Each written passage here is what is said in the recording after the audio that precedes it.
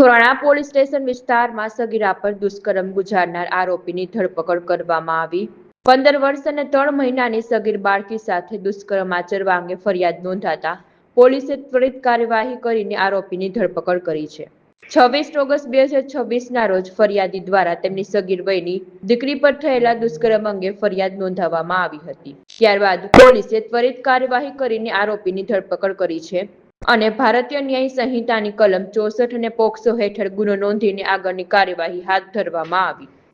ગઈ તારીખ 26 ઓગસ્ટ 2026ના રોજ રાજકોટ શહેરના થોરાળા પોલીસ સ્ટેશનમાં ફરિયાદી દ્વારા તેઓની સગીર વયની દીકરી જેની ઉંમર 15 વર્ષ અને 3 મહિનાની છે તેની સાથે વારંવાર દુષ્કર્મ કરવા બાબતની ભારતીય ન્યાય સંહિતાની કલમ 64 અને પોક્સોની કલમ હેઠળ ગુનો નોંધાયેલો છે અને આ ગુનાની તપાસના કામે આરોપી અમૃત ઉર્ફે સની જયંતિભાઈ બેલમ નામના આરોપીની ધરપકડ કરવામાં આવી છે।